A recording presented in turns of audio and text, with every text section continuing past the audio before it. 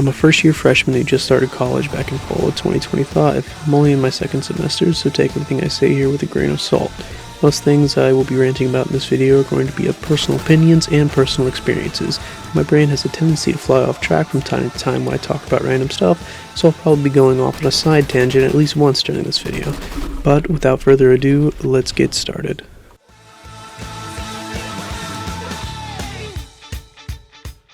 I'm going to start off with this little side story. Trust me, everything's going to make complete sense in the end. I'm going to tie it all together. You'll just have to trust me. But I moved in with my father around the age of 16 to 17, and this put me out of a job for about a month. I applied to some places, but none of them got back to me. The place I really wanted to work at was a movie theater, because I thought it'd be pretty cool to get free movies and stuff like that. But they didn't get back to me for over a month, so I started looking at other places. And I almost got hired at a Dairy Queen. I say almost as like in a bad way, because the last place I wanted to work at was Dairy Queen, but like a paycheck's a paycheck at the end of the day. When you got bills to pay, you got bills to pay. But I would have got hired there. I legit would have got hired there. But they forgot to get the papers or something like that. Whenever I first went in, it was really weird. Like, they scheduled me to come in to get all the paperwork done, and then you just completely forgot the paperwork.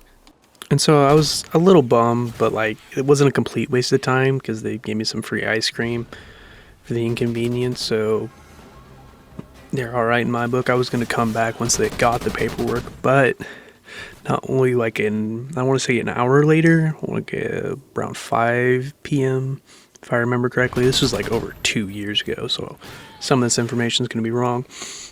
I got a call from the theater while I was on the toilet, and I almost thought about hanging up because it was a random number. I don't normally answer random numbers, but I answered them. They asked for an interview. I got the job, blah, blah, blah.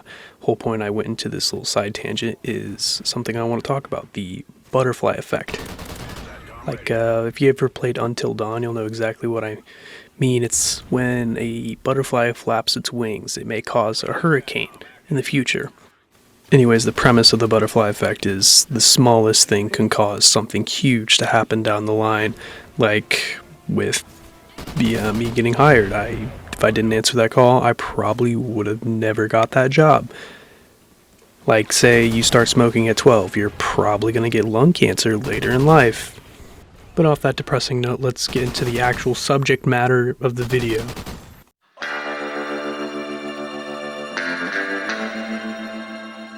To get started, I was excited to start college. I had taken tours, secured some scholarships, and was just overall pumped to meet some new people for once in my life. Given that I had grown up in a small town full of what felt like it was a bunch of low-budget NPCs, like I'm talking everybody besides a select few people that I interacted with during my time in elementary, middle, and high school, I swear it felt like I was almost interacting with a sort of hive mind, if you understand what I'm talking about. But to continue, I'm not the kind of person who goes out of their way to talk to people. Like, I'm not introverted or extroverted. I think those are the right terms. But if somebody comes up and talks to me, I'll engage in some friendly conversation, given that they're not trying to sell me anything. Now, one of the main points of this video I'm going to be talking about is gen eds. But first, I want to talk about this video game class I was forced to take.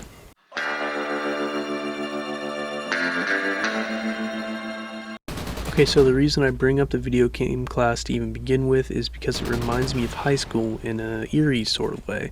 Like, I love video games, and this for me was the obvious choice of all the seminar classes that were presented, because, like, who wants to be forced to read a book? But if you told younger me before I took this class that it would somehow make video games not fun, I wouldn't believe you.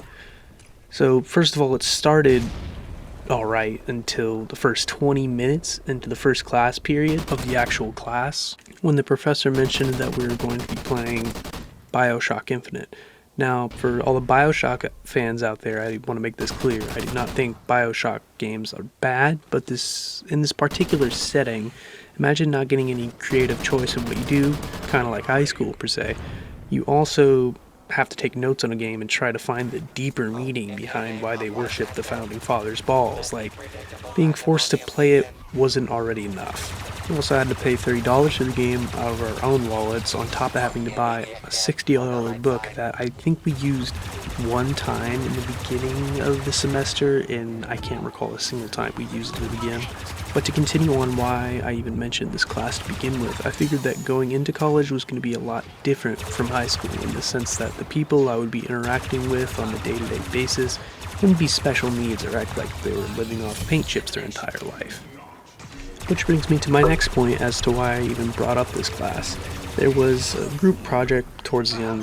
The premise was that you had to make a game and try to sell it to some sharks, like Shark Tank. If you ever watched cable TV, you'll most definitely see that on there. Fun idea, right? No, not only did you not even get the freedom of choice to make the presentation about a game of your choice, you got assigned what group you were in, along with being assigned of what you had to talk about. I got paired up with not the brightest bunch, but I figured it wouldn't be too bad.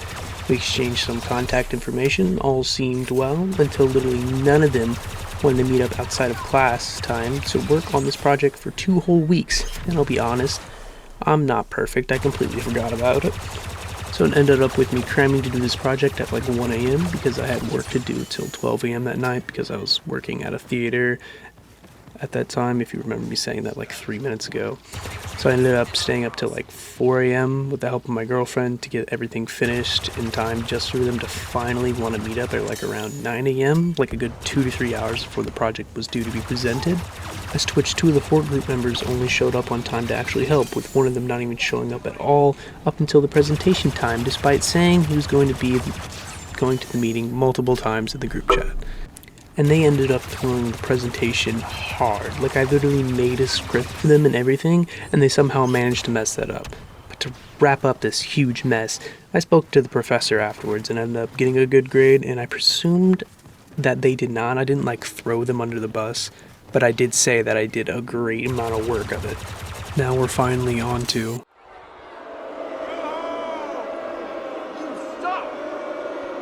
the general education requirements. I'm going to start off with the obvious. Why am I being forced to pay for classes to teach me stuff I was supposed to be taught for the past 16 years of my life? And I really hope I'm not alone in this opinion when I say that gen eds are a complete scam set up by colleges to squeeze every penny they can out of you. I truly believe that if any class does not relate to your major or career choice you want to pursue in any sort of way, you should not have to take it. Like, for example, I have 5 classes and only 1 relates to my major. I'm currently taking film, Math 104, Math 102, Civic Engagement, and Computer Science 2. I was previously also taking speech, but I decided to drop that class because I did not feel like doing it at the moment. I know it's a required class, but like, it's going to be a problem for future me to deal with. But I feel like there's not much more to be said on this topic that hasn't already been said, so I'm going to continue on to my next topic.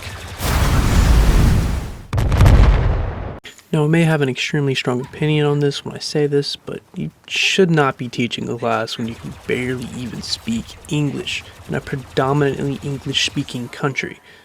Like, some people might say that it doesn't matter or they have to get a job somewhere. Like, literally, go anywhere else. I specifically bring this up not only to rant about, but I also have a little story to go along with it as well. It all starts with my first year computer science teacher. It was his first year teaching, so I'll give him a little bit of slack. But I for real cannot understand the dude for the life of me. He had such a thick Indian accent. It felt like that half the time he was not even speaking English after listening to it for so long. Like, I for real think bro either needed to install like subtitles in his classroom, or I need to bring some sort of translator to understand him fully. Like, I would definitely ended up failing his class had I not had previous experience in Java coding. His slides were nonsensical, and it pretty much just came down to reading the book by myself after attending his class. I wasn't alone on this opinion either. The only student I hadn't heard complain about his heavy accent was the only other person of Indian heritage in his class. Like, it was so bad whenever I was in math, because that was the only other class I had other CS students in there besides the video game class that I already spoke about. But to get to the point, some of the students that were also taking the same CS class as me were in the math class cheating on the assignments, like copying off each other, searching it up, using AI, all that jazz, because they sat right in front of me. I didn't like rat them out or anything, because I do not care. But I can't blame them too much, because they probably didn't have any previous experience and were struggling a lot more than me. But the whole reason I bring that up is because I'm almost sure most of them switch majors because of this professor, because I no longer see them in the next class up, which is CS2. They might have gone online, but I heavily doubt it. I feel like I'm beating a dead horse at this point, but to continue further, to complain about this class, I'm going to bring up the midterm exam. And why I only got an 85% of this class? Because of that exam. So I had done great up until this point, doing my work on my own, but I think he had some kind of like personal vendetta against me because I barely ever showed up to his class because I couldn't understand him. And also, mostly all the questions and stuff he told us to study for, legit none of them were on the test. One of the questions that still stick with me to this day is, it was a true and false question. It stated that, does 5 divided by 2 equal 3 in Java? And if you don't know Java, is a really simple question. I'm like, it depends on the variable, int or double. So I call him over and he doesn't help whatsoever. He just says some stuff, but I couldn't understand him. It's really bad. So I just answered false, and of course it was true, and low-key made my blood boil when I got that specific question wrong more than any other. But yeah, you get my point. If you don't speak English, you shouldn't be teaching English students. I'm going to make a slight little detour before we enter the conclusion era of this video. Thank you all for watching if you've watched this far, and I want to specifically thank my girlfriend, because I know if only one person watches this video, it's going to be her. But now, on to the... I know I may have talked about a lot of negative things in this video, but that doesn't mean I am a miserable person or anything like that. This video was pretty much just an idea I had at 4 a.m. on a sleepless night, so I wasn't already in the best mood. But to put all that aside, when the going gets tough, you just gotta stop focusing on all the negatives all the time. I personally think, I have no research to back this up, but I believe most people will agree with me when I say that most of humanity loves to dwell on the bad. I mean, all you have to do is turn on the news to see what I'm talking about. Everything that hits mainstream is always bad, and they're never like, local woman saved girl drowning from the river. Maybe they don't make it to local news, but never mainstream. My point being is, it's not always focus on the bad things in life. Take a step outside, breathe in some fresh air, or go hang out with some friends, or if you're like me, you might just fire up one of your old systems and enjoy some alone time by yourself. Point is, everything gets better in time. Going to college is a process. You only get what you put into it. Is a philosophy I have adopted pretty recently, and I think it speaks the truth. If you cheat on all your exams and papers, it has a much different effect than high school, because you actually chose to go to college. You paid to go to college. I may rant on my views on high school in a different video, but don't cheat. Don't waste either your parents' estates or even maybe your own money if you're going to cheat. This also reminds me of a piece of wisdom my father gave me a long time ago. If you cheat through college, nothing you learn will be able to apply to the outside world. Your degree pretty much means nothing. All the time and money you put into it just evaporates. Like, for example, when I say I cheat on all my homework and exams for my computer science classes, I get hired into an entry-level job that I probably won't get anytime soon. You better believe that I won't be keeping that job for very long if I don't remember a damn thing from any of my classes. To finally put a finale on this video, if you don't learn anything from this message, I would like you to learn one thing. Life is what you make of it. It's like the butterfly effect. It starts with you putting one foot in front of the other. We all start small, and in the end, the only person who can control your future is you. Thank you all for watching, and I hope you have a wonderful day.